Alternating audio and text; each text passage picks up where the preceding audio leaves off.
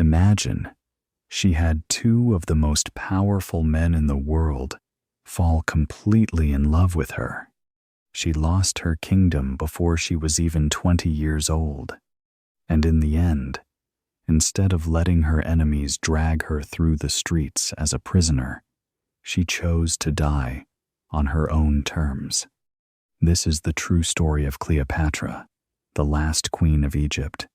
Stay with us till the end, because how her story really ends is not what most people think.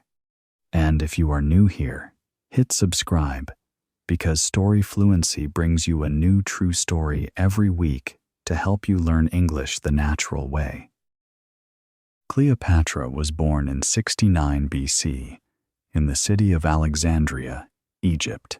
Her family, known as the Ptolemies, had ruled Egypt for almost 300 years. But there was one strange thing about them.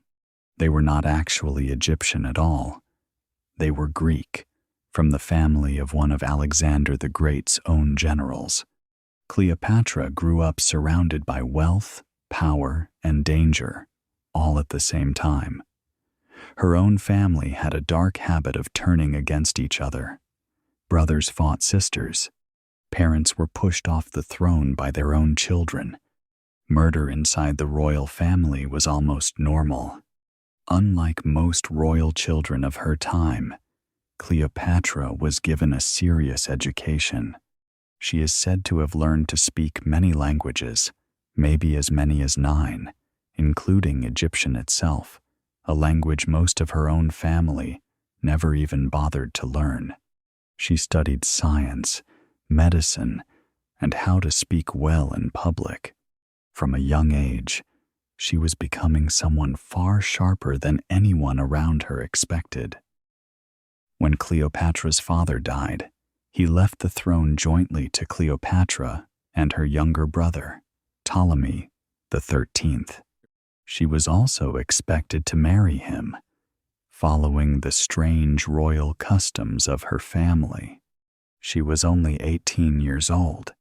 At first, Cleopatra tried to rule mostly on her own, pushing her young brother's name to the side on official records.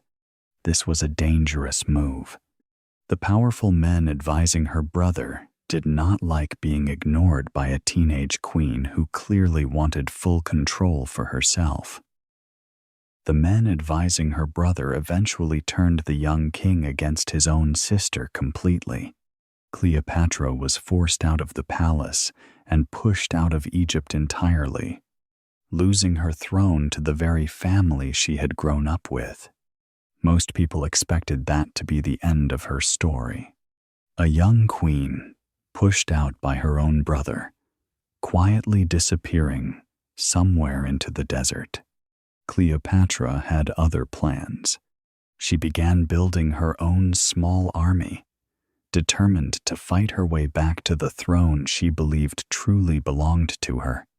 And then, in the middle of all this danger, one of the most powerful men in the entire world arrived in Egypt, the Roman general, Julius Caesar. Caesar had come to Egypt chasing a rival, but he soon found himself pulled into Egypt's royal family conflict. Cleopatra needed a way to meet him directly, without her brother's guards catching her and killing her first. According to one famous story, Cleopatra had herself smuggled into the palace, rolled up inside a large carpet, and delivered straight to Caesar's private room. When the carpet was unrolled in front of him, there she was, the exiled queen of Egypt, standing boldly in front of the most powerful man in Rome. We cannot be fully sure every detail of that story is completely true, but one thing is certain. Cleopatra walked away from that meeting with Caesar's full support. Within a short time, Caesar's soldiers helped remove her brother from power, and Cleopatra was placed firmly back on the Egyptian throne. Cleopatra and Caesar became partners, both in politics and in their personal life. She had a son, whom she named Caesarion, meaning Little Caesar, and she publicly said he was Julius Caesar's own child. For a while, it seemed like Cleopatra had achieved something almost impossible. She had lost her throne completely, and now she ruled Egypt with the backing of the most powerful man on earth. But Rome was a dangerous, unpredictable place. In 44 BC, Julius Caesar was killed by his own senators, stabbed to death right inside the Roman Senate. Cleopatra, who happened to be visiting Rome at the time, suddenly lost her most powerful protector in a city that no longer felt safe for her at all. She quickly went back to Egypt, watching carefully from a distance as Rome fell into chaos, with different powerful men fighting for control of the whole empire.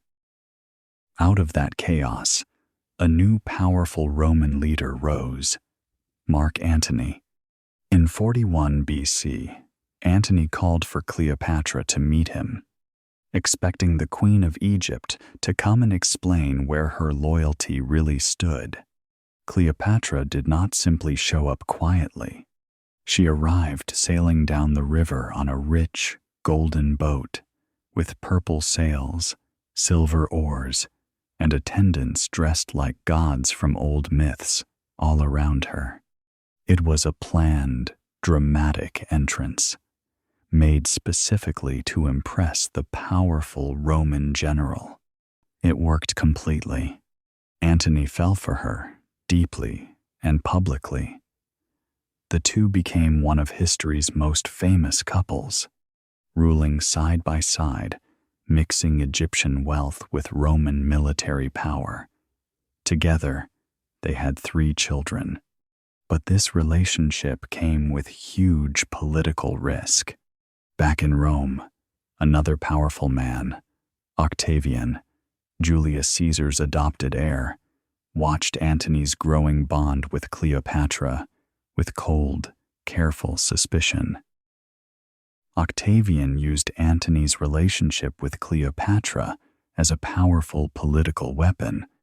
He told the Roman people that Antony had left Rome completely for a foreign queen, that he was under her spell, and that Egypt itself was planning to take control of the Roman Empire.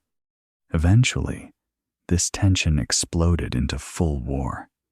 In 31 BC, the forces of Antony and Cleopatra clashed with Octavian's forces at the Battle of Actium, a massive sea battle that would decide the future of the entire region.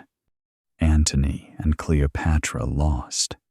Their combined army and navy were crushed, and the two were forced to run back to Egypt, watching helplessly as Octavian's forces closed in on them from every side. With defeat now certain, and Octavian's soldiers getting closer to the palace, both Antony and Cleopatra made a final, difficult decision. Believing false reports that Cleopatra had already died, Antony took his own life.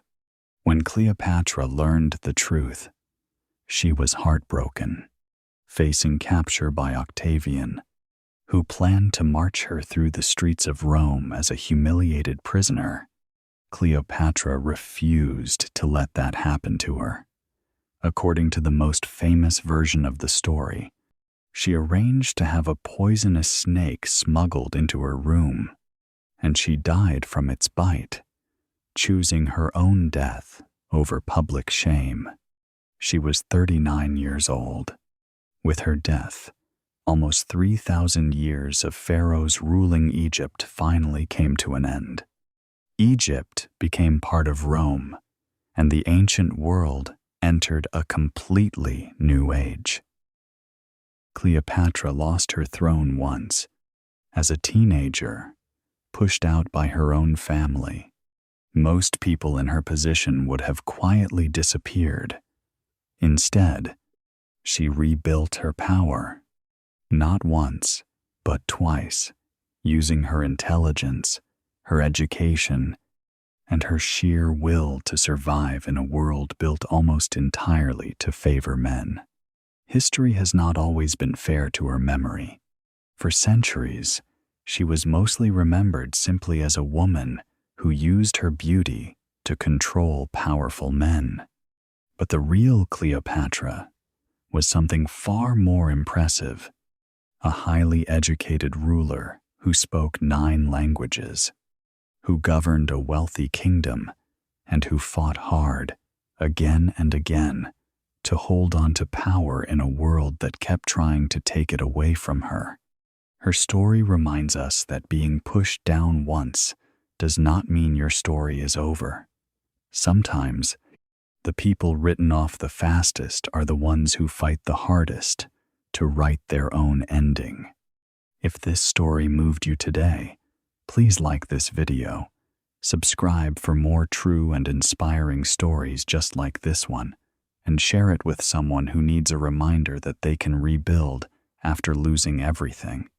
Thank you so much for watching, and we will see you in the next story.